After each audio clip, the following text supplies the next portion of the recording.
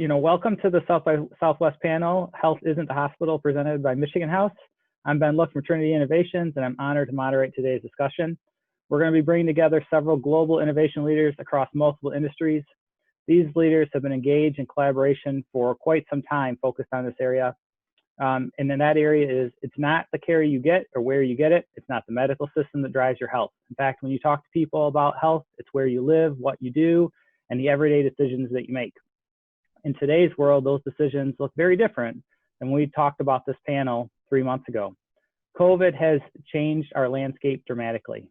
Economic collapse and rapid unemployment has shaped our headlines. Workforces have shifted to the home almost entirely.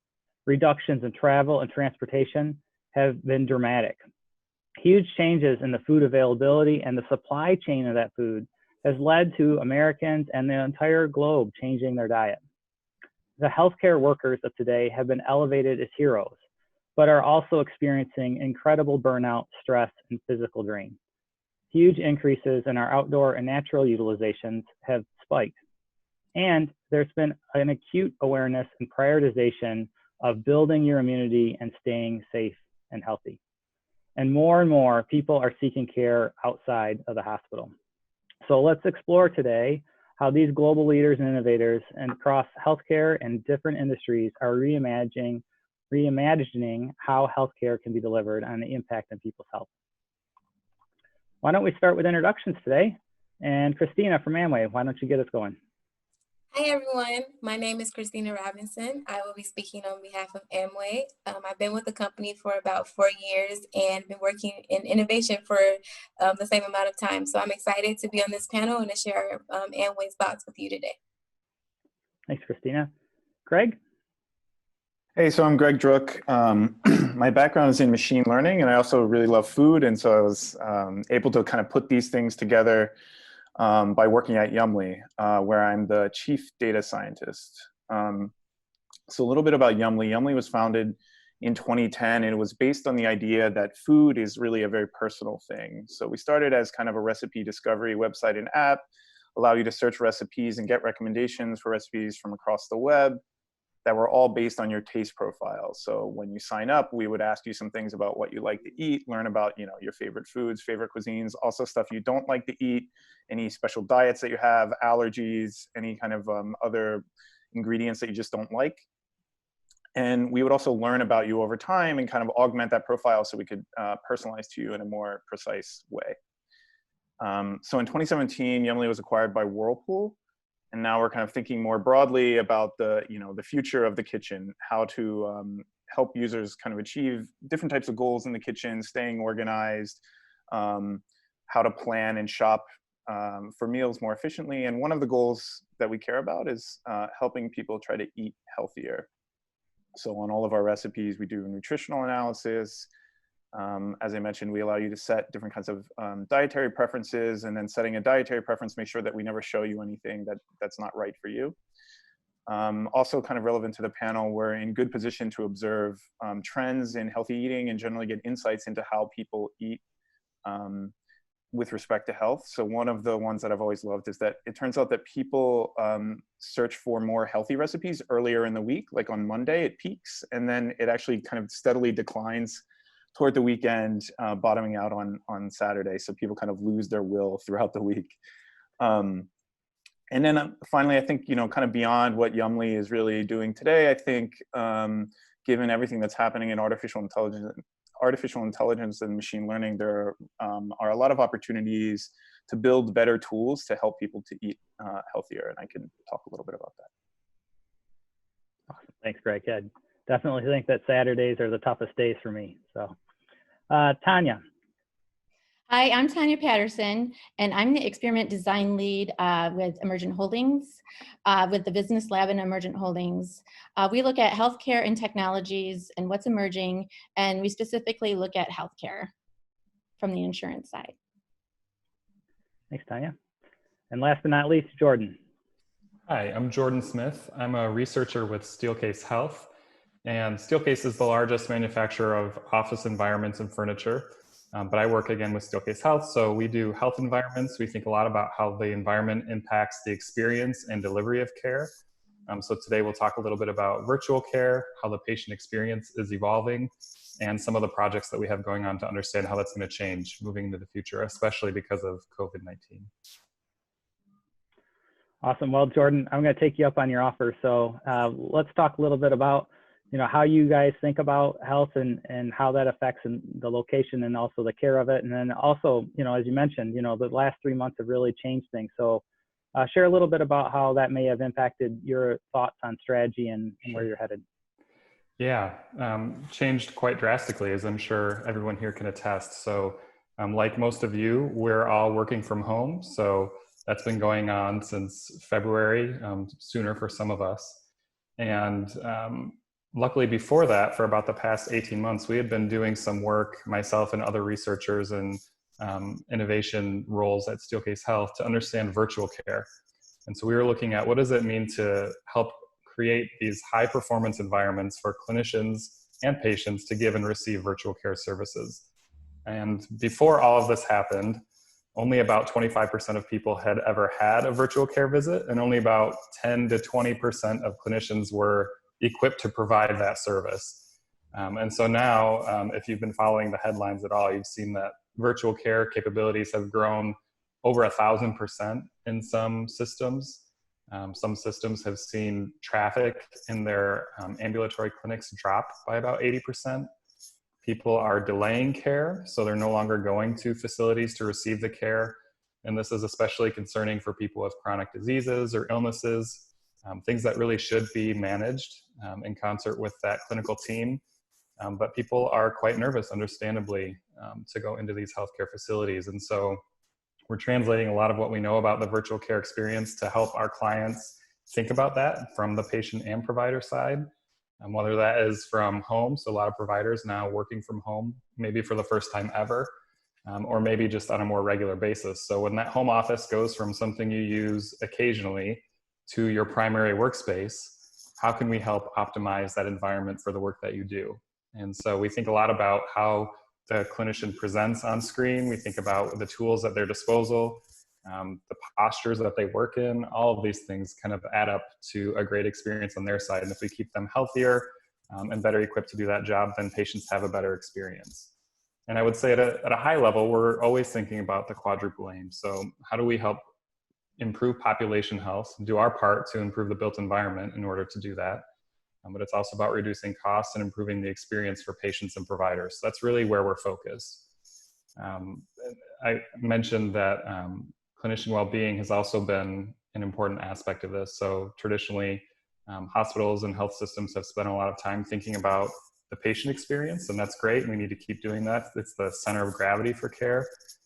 But we also have to consider the providers. And Ben, as you mentioned earlier on, they have this hero status now. We've all kind of come to this collective awareness of what it is they're actually going through to keep working on the front lines. Unlike a lot of our roles, they never left. They were always there providing care.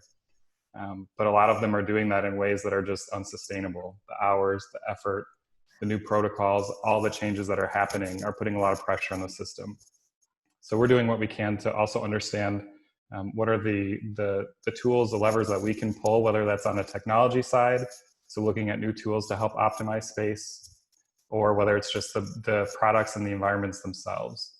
And so we're spinning up a lot of new projects to understand that, working with people on the front lines, working with facility managers, real estate managers, all these other roles who have decision-making capabilities in those environments, to understand what it looks like to restore a sense of safety and confidence for patients, and also productivity and satisfaction for the workers, because a lot of them have this sense of camaraderie, and that's what keeps them going. So how can we continue to facilitate that in a healthcare experience for the workers? Thanks, Jordan. I know as a healthcare system, we really appreciate it. And the fact that you are actually, dialed in on the quadruple aim rather than just the triple aim says a lot. So thank you so much. Okay, Tonia, I would pose the same question to you, particularly since you're part of the healthcare industry. Yes, will you repeat that question for me? Sure. So, how do you think about healthcare delivery, and how do you see things being delivered in the future? And particularly, as you think through, your strategy prior to COVID and then now, have you had any changes or shifts in focus or priority relative to where care is delivered and how it's delivered? Yeah, obviously with COVID-19, a lot has changed. I think before COVID, we always looked at the whole person, so the mind and the body together. I think now that COVID has hit, mental health will be more important than ever. We've never had a disaster or a pandemic that we've also included social isolation. So social isolation in itself, it breeds loneliness, depression, anxiety, and we need to start looking at that. I'm sorry, I think I'm going in and out here on the screen. That's okay. We just thought you're part of a celestial being. Yeah, you have an aura around you, Tonia. There you go. Sorry. So yeah, I think it's more important than ever that we start looking at mental health. We get rid of that stigma. We look at it just as much as we look at physical health. I think in the future, healthcare will be more personalized. I think more personalized where we meet the patient or the member where they are in their journey. And we take into account both their physical and mental health because one really does affect the other. As your physical health declines, your mental health can sometimes decline. You can't do what you used to do. You're stuck inside. So right now, especially during this time, everyone's stuck inside. We haven't been able to see the people we wanted to see. So it's just really important for mental health. I also think that meeting the patient where they are, telehealth, using an app, using a phone, if they can't get into the office is really important. Also, I think, with the Black Lives Matter movement going on, we need to look at the social and healthcare inequalities and we need to start addressing them. We need to acknowledge they're there. And I think as innovators, we need to look for solutions that help everyone. And we need to stand together and just look at healthcare as a whole person and every person. Thanks, Tonia. Appreciate that. Well, Greg, you tipped us off a little bit to what Yumly's thinking, but as you think about things, we've seen a dramatic shift in where we get our food, how we get our food, who makes our food, who doesn't make our food anymore. And so, as Yumly looks back and now looks forward, where are the areas do you see health intersecting with food in the future? And particularly, what are some areas that you think might be changing for you as you look forward? Mm-hmm. Yeah, so maybe I'll start by talking a little bit about kind of maybe the future of healthy eating, and then we can talk a little bit more about the, how it's changed with COVID. So as everyone knows, 42% of people in the US are obese, and we suspect that poor diet is one of the major reasons for this. So it's no surprise that people want to eat healthier. So on Yumly, you can select goals that you have in the kitchen, and healthy eating is the most commonly selected goal. And of people who select a goal, 78% actually say they want to eat healthier. So it's, obviously everyone aspires to do it. They don't really always know how. One example is kind of the rise of the ketogenic diet. So it's basically 10x the search volume in the last 3 years. It's actually the most commonly selected diet on Yumly now, more than like vegetarian or gluten-free or any of those other things. So it's very, very popular. But my understanding is that there aren't a lot of studies that really can say anything about the kind of long-term health effects of it. So, is this actually a good thing for people or not? I think we're really not sure. And obviously it's confusing. You hear conflicting information, every year you hear that the thing that you thought was healthy is now no longer considered to be healthy. And I think there's also growing evidence that essentially, we've been kind of thinking about it the wrong way, right? There is no one universal diet. Diets need to be personalized. It's very different for different people. So we need to be able to personalize diets. So basically we need tools to help us with it. And this is where I think some of the advances that are going on in artificial intelligence right now can help, where you could essentially create a sort of AI nutrition coach, right? And your AI nutrition coach, you can send it photos of what you're eating to log and have the foods that are in that be recognized. You can, talk to it and have conversations with it, like in the same way that you talk to Alexa. You can, it could potentially have access to all of the other kinds of health data that you might be collecting on yourself. For example, I'm wearing an Apple Watch and we're just collecting exercise data. Maybe data about how I sleep. You can do things to analyze your DNA or your microbiome. Maybe even information about your mental health and your mental state. And you can sort of try to use AI to put all of this together, to aggregate it in an anonymized way, to synthesize all these different signals, and then try to learn at a large scale, what kinds of diets tend to work for different types of people in a way that's actually optimized for outcomes. So like, do people actually lose weight and have, better health in general? Right. And you could potentially then also your AI nutrition coach could, understand aspects of psychology to actually try to get you to stick to your diet in a better way. So you could imagine that, you're at a restaurant and you could scan the menu, and then your AI nutrition coach would tell you which thing is best for you to order or something like that. Or it could create like a meal plan for you, and then you can do one click, order this meal plan that's, meets all of your needs, but is also really relevant for your health goals. And that's, that's kind of an aspect that I think Yummly is pretty interested in.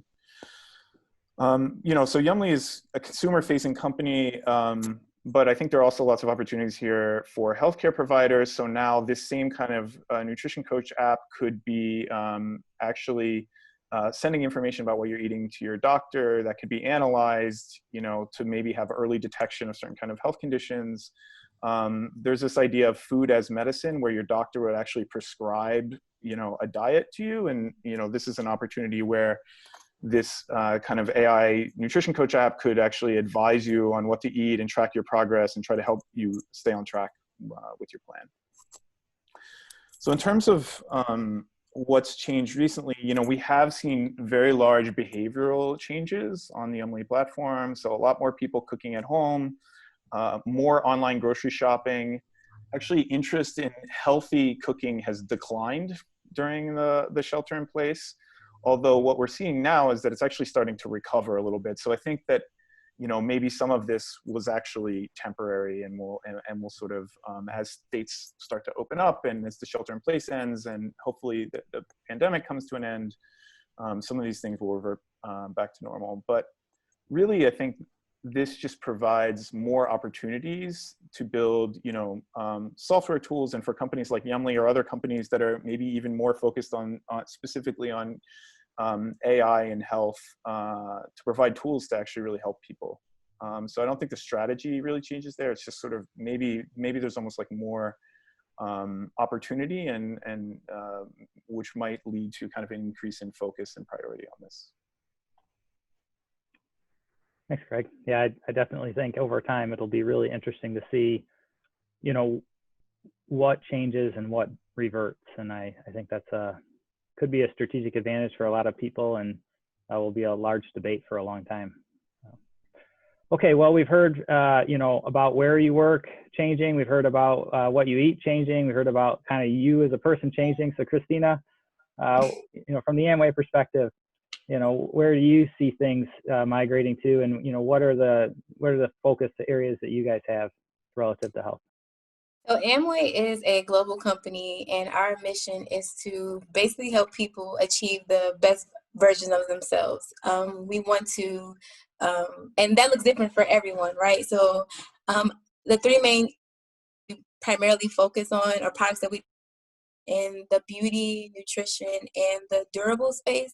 I know durables is not a term that people typically use, but that basically breaks down into cooking, air filtration, and then water filtration. So before COVID, our goal was to basically create an ecosystem of products that are personalized to you, going back to the idea that everybody's version of health just looks different. So in the nutrition space, we wanted to basically focus on kind of three main areas: the genetics, lifestyle, and environment piece. And depending on who you are and what your goals are, we'll basically offer products and services in one or maybe all of those areas. In the durable space, to Greg's point, we have seen a lot more I didn't know that healthy cooking actually declined. That was interesting. For me personally, I felt that I cooked pretty much healthy, and then you get tired of cooking, so then you're like, you just want to eat anything at that point. So I completely understand. So we actually have a line of cookware. We're trying to promote healthy cooking communities because we feel like cooking is easier and more fun when you can cook together instead of individually. We're trying to expand our air filtration portfolio. So we currently have an air filtration system that's at home, and we have one for your car.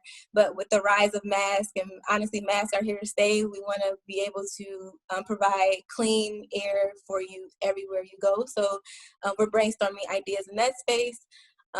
That we have a at-home water filtration system as well, because you are what you eat and you are what you intake. So we want to make sure that you are consuming things that are healthy for your body. And then in the beauty space, we're transitioning to more like your DIY. If you can eat it, you can put it on your skin, healthy, clean label, things like that.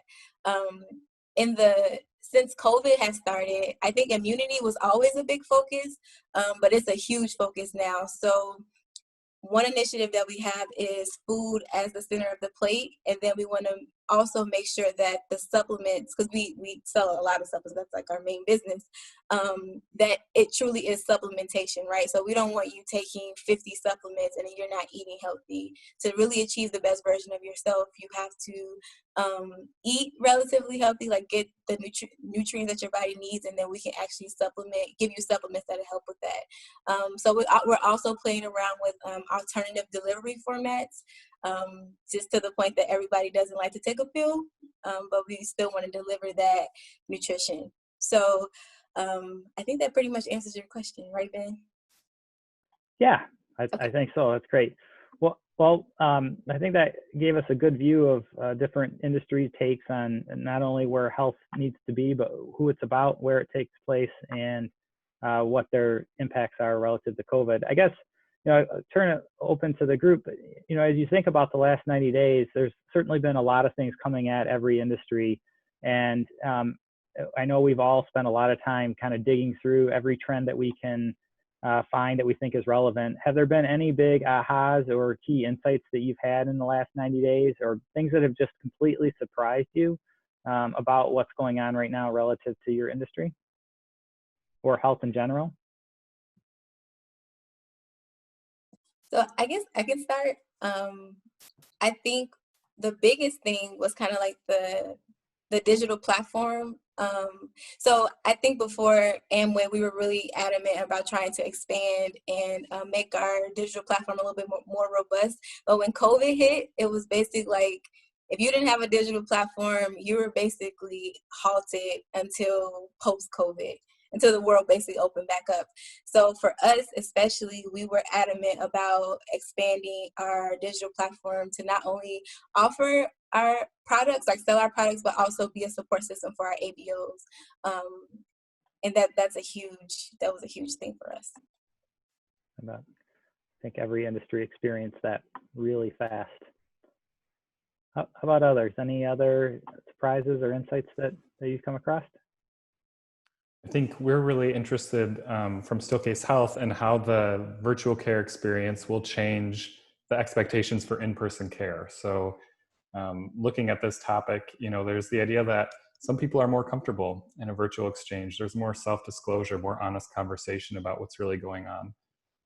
And we often talk about how early television looked a lot like radio, right? Two people would sit in a studio, they'd talk to each other. There was very little innovation until everyone got used to the platform. So right. Once virtual care becomes a little more familiar to people, how will we adapt that platform? What kind of immersive media, AR, VR type of experiences will we have that will increase my understanding and our communication around health? And I think the places of healthcare will continue to change. So these services will be pushed out of the highly concentrated, inpatient hospital type places to more retail or community-based settings. And so we're actively thinking about, what does that look like? What is that reality like for patients? How do they want to engage with care in those settings? What does that look like for providers that maybe want to work closer to home or more non-traditional schedules? And so overall, I think that's leading to this idea that healthcare needs to be more flexible. So we've heard about, hospital systems that have made dormitories or convention centers or sports arenas into care sites to deal with those surges. And so a lot of our focus is all of the products, all of our strategies need to be very easily deployed, portable and flexible to support that kind of need. And hopefully we don't have another wave of COVID going through our country, but if we do, how could we help those health systems be prepared for that? So flexibility is a key part of our strategy now going forward. Thanks, Jordan. Greg or Tonia, any other? Yeah, I totally agree with the flexibility. I've been surprised at just the varying views of wearing masks, not wearing masks, staying in social isolation, not. So I just think like solutions are going to have to be flexible. There's going to have to be a spectrum so it fits different people's needs.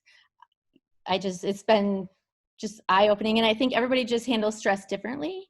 And a lot of times you don't know how someone handles stress until they're in such a situation. So this is just a good eye-opener of how people react and what their needs are in healthcare. Couldn't agree more with that.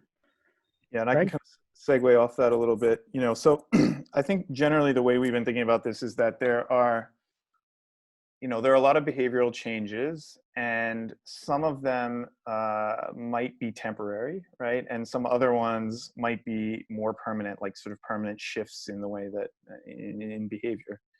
And so the interesting thing is to try to figure out which ones are the temporary ones and which ones are here to stay. So I mentioned before that interest in healthy eating has declined since the beginning of the pandemic. So I can give a little bit more information about that. So our users, I mentioned that healthy eating is the most commonly selected goal by users, but it actually did decline quite a bit during the pandemic, especially at the height. It sort of declined into April. And now it's starting to increase a little bit more. But then at the same time, other goals, like, for example, discovering new foods and learning new skills actually increased during the shelter in place. So like another example is we were seeing fewer searches for healthy recipes and specific diets, like the keto searches. I mentioned keto before. Keto searches fell by 50% in the middle of shelter in place in April. So basically people kind of giving up on their diets temporarily, although that one is also starting to recover, starting to revert back toward the typical patterns that we see. We also know that people are buying more packaged ingredients. So 40% of people, according to a survey, said that they're buying more packaged ingredients. But the survey that I read suggested that it's not that people now think that this stuff is healthy. They still know that maybe that's not the most healthy food for them, but they're just sort of doing it for the time being, right? So my read on this is sort of that people want food that's convenient. They want to be able to stock up. They don't have to go to the grocery store very often.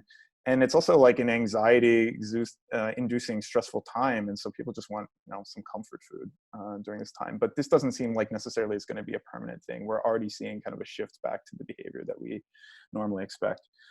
But maybe in the food space, the more permanent shifts are, more people are cooking at home. And it seems like that's a trend that's going to stick around. So 54% of people said that they're cooking at home more. And then 51% of those people who are cooking at home more said that they plan to continue after shelter in place. So a shift toward more cooking at home, as well as online grocery. So I think during the height of the pandemic, the percentage of US households who were doing online grocery roughly doubled.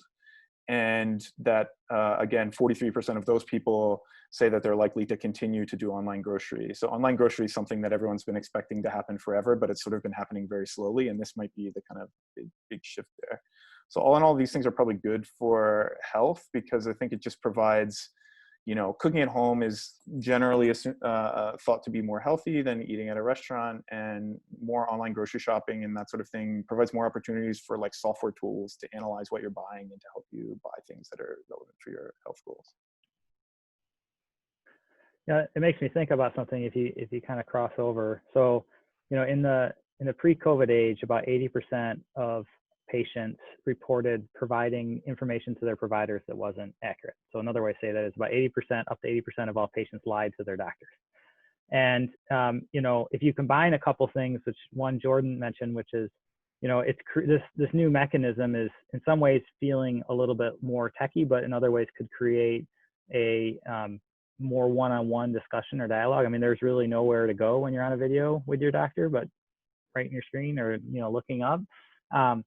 So that might change that. And then on the flip side of that, you know, with the migration to everything digital, it's kind of hard to lie. I mean, we have what you bought, we have what you cooked, we have what you ordered last week from Amazon, you know, so it'll be interesting to see, you know, what that does to health and wellness, and particularly, you know, what does that do to the relationship, you know, between the traditional caregivers and all these other industries. You know, does Yumly become your care provider for healthy eating? Does Amway become your caregiver for healthy living? You know, so, and Steelcase Health become your caregiver for, you know, healthy work, right?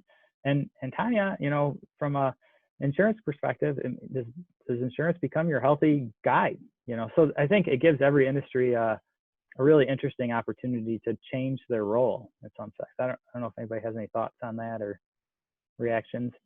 Maybe your moderator is crazy too. No, I think that's exactly right, Ben. And the idea of healthcare turning into a more continuous experience is really exciting, but it's also kind of uncharted territory. So, you know, what does it look like when you no longer have to be in a place to receive care? It can be more embedded throughout your day. You can potentially have nudges throughout your day. So we know you're in this kind of place. Maybe we remind you like, hey, you know, don't go shopping right now. You're probably hungry. You should eat lunch first. Or I don't know, there could be all kinds of little behavioral nudges. And a lot of times we talk about what those nudges can be on the Steelcase side from the built environment, but the technology continues to improve. And I think one way that we're exploring with new technologies to look at how can we inform the utilization of spaces. So looking at actual behavior, so just location, or in a work setting, whether it's, you know, a kind of collaborative session you're trying to facilitate, or more of a focus type of work. How can we provide all those things to understand more about you as a worker and what you're trying to accomplish in that moment to better support you? So another challenge I think related to that we're looking at is, you guys talked about earlier, this idea of cleanliness in healthcare environments. And healthcare is always focused on infection control, but now we're seeing this across the board, just raising the bar for those efforts. But one of the big challenges, of course, with that is how do you signal to people that you're doing a really good job with infection control? Because if you're doing it right, it just looks clean, right? But if it's not messy, I as a patient won't know when was the last time that was clean. How are you going to tell me that? What is the ventilation system like? What's the air filtration like? When I walk into a facility, I as a patient have no way to assess whether this place is maybe better than the other hospital or competing healthcare site down the road. So there's a lot of work to be done both in the materiality and in the technology, and then how do we communicate that to patients. So I think technology and our personal devices can play a key role there.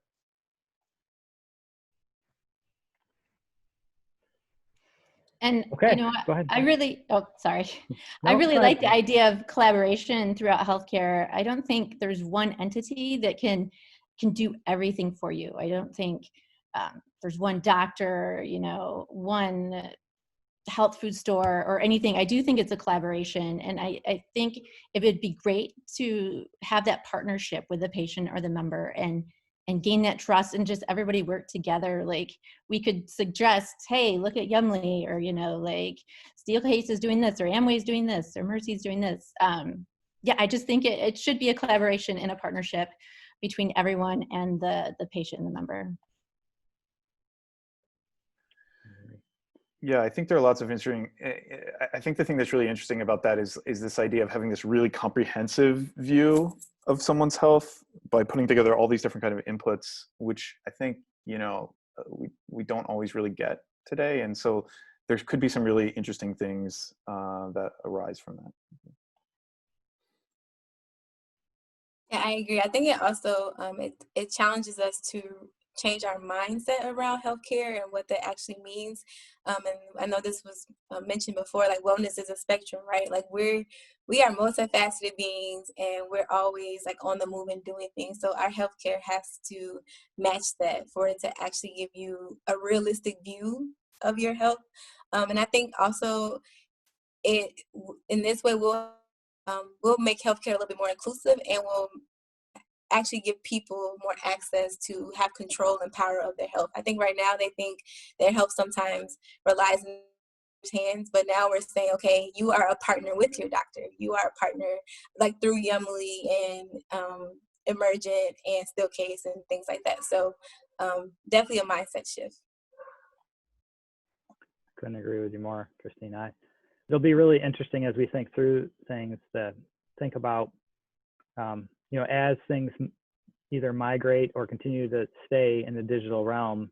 On one hand, that it makes it challenging, I think, for some parts of our community that have limited access, but on the other side, it creates a whole host of additional access that parts of our community that might be marginalized today now have the ability to gain access to. So, you know, I think a core strategy for us going forward is really trying to rethink, you know, that digital landscape in a way that creates equity even farther than we could have in a, you know, in an in-person setting. So it'll be really interesting to see as we progress how that unfolds. Any other thoughts for today? Yeah, I was just going to say, like, in all the newer technologies that are coming, like there's VR, virtual reality is a really cool thing. And you could be doing social groups in that, or therapy in that. You don't necessarily have to see the person for therapy. I mean, if they're an avatar, maybe they might say, like, just spill out more because maybe they're not being seen. There's just so many use cases for different technologies. There's chatbots that are starting to like talk with you, and there's just different things that can get into parts of healthcare we haven't been able to get in because of technology. Totally agree. Some of which we've looked at as part of our Seamless Consortium. Okay, other thoughts for today? We're excited to have. So the question that just came in was, what are you guys expecting as we start moving into this next stage of COVID? And I think where that is leading us is, you know, we all are trying to guess or predict, depending on where you sit, at what happens next. Will there be a second wave, a third wave? Will the stay-at-home orders continue to lift out across our country? Will things go back to lockdown? What will happen with education? Will kids actually make it back to school? Will you no longer have to be your teacher, cook, pet owner, and you know, and worker at home? Anything you guys are expecting that'll start to move differently? One thing we're excited about, Ben, is, and you mentioned this a little bit earlier, but the idea that payment transitions could be happening more quickly now in healthcare. So we've been living between the fee-for-service and fee-for-value worlds for a long time. And now providers and I think patients are seeing a lot of benefit in being able to be covered for new services under telehealth, but those are at the moment temporary. Will those become permanent changes? Will we see a greater acceleration to a value-based form of care because we've seen the kind of financial risk and fragility of our system built off of, you know, elective procedures? What does it look like to have a more continuous form of care where you have more parity? So the idea that, you know, being reimbursed for caring for a patient with COVID-19 is equally as effective for healthcare institutions as other kinds of surgery. So we're in this interesting moment, and I think we're excited to see if there's acceleration of change, because it often is such a gridlock in healthcare, a lot of competing ideas and interests. But I think now we all have a kind of focus and appreciation on what the state of our healthcare is, and I think a motivation to change it. So we're excited to both be a part of that and understand what new kind of patient experiences and provider experiences can happen, and also do our part to help kind of keep this acceleration going. We would certainly echo that, Jordan. I can't imagine not now being able to see all of that really come to fruition over the last 90 days and see the level of visits and interactions. You know, I've witnessed personally our providers walking a 90-year-old patient through a video visit for the first time on their telephone that their granddaughter had given them. And not only the success that visit occurred, but also uniquely the bond and the joy that occurred between the patient and the provider. Not necessarily just for the visit itself, but from achieving the goal of getting them on the actual video call for the first time. And you know, you want to talk about a relationship builder and a way to bring two people together. Let's troubleshoot an iPhone with a 90-year-old, and if you can survive that, you know, you're in great shape. Other thoughts on that question? Yeah, I think too that as healthcare starts opening to the elective surgeries and just things that they've kind of stopped doing during COVID, I think there's a lot of questions about whether it's safe. I think that we need to stay in contact and stay partners with our members and patients and let them know. There's a lot of stuff going around the media, and it's a confusing time, I think, for everyone. So yeah, I think just getting the information out there about what is safe, what is okay, and what is open and what is not. Some people don't even know, like they don't even know when things start to open. And so there's just a lot of like confusion. So just to keep that communication open, I think is really important. Hey, Tonia, I really appreciate that. I think most people really are confused by that. And, you know, the healthcare industry in general, I think, has tried really hard to let people know that we are open and it is safe and you can come back. And it's actually better for you to come back and get your care now than to wait any longer. But that certainly is creating, in some cases, that fear, a real risk of people and their health. So that's a great point. Other thoughts from the group?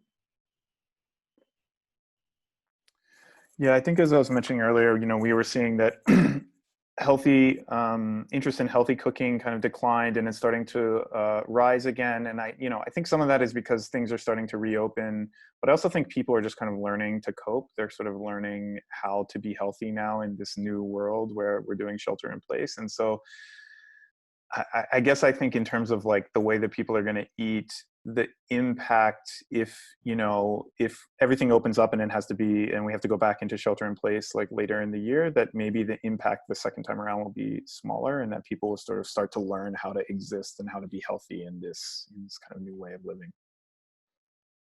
It's a really insightful thought, Greg. I think, you know, part of it really makes sense. The part that I think in particular is, you know, food is a coping mechanism. And so, you know, in a way, kind of what you're seeing is an early indicator of people's coping skills and their resilience, it sounds like too. So that's really encouraging to hear that the healthy side of things is coming back. So, great insight.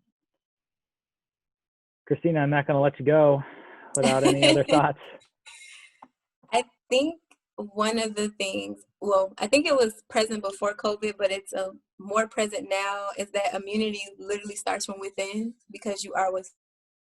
So one of the things that we are excited about is not only partnering with the trusted avenue, which is the doctor and the healthcare system, but also working with other startups and other companies to deliver like local, fresh services and products that mirror the food at the center of the plate, and then also offer supplements and healthy home products and things like that. But it literally starts, your immunity literally starts with what you eat.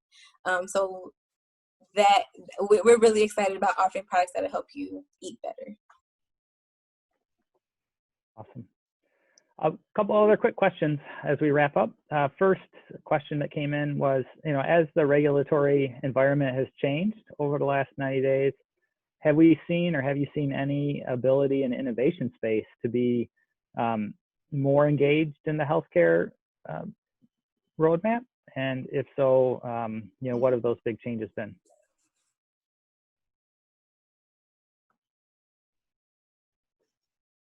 I do think I'm seeing an increased appetite for agility, for new kinds of partnerships, for new kind of working teams to focus on a problem. So we do a lot of work with people on the front lines. We work with academic institutions, startups, and although it is challenging because there are still restrictions on healthcare environments, which tends to be a big focus of ours, there's a lot of momentum around how can we do things differently? How do we accelerate this? How do we make our systems more agile and adaptable?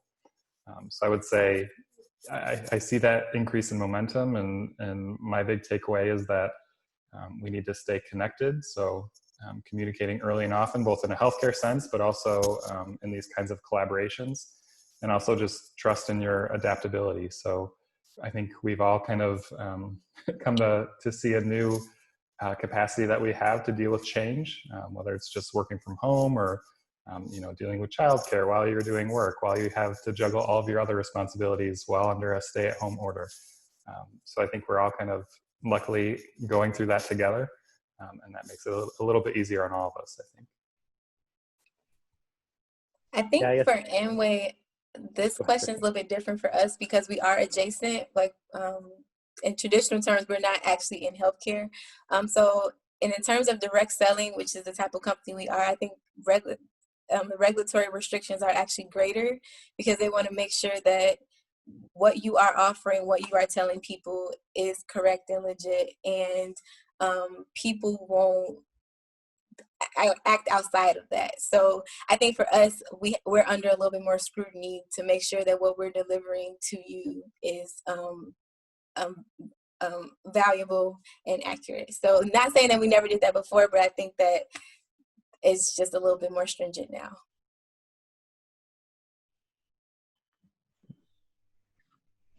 Yeah, I guess by show of hands real quick, if you think about your organization since COVID started, who has seen at least one project rapidly go through your organization that never would have been implemented that quickly in the past? So yeah,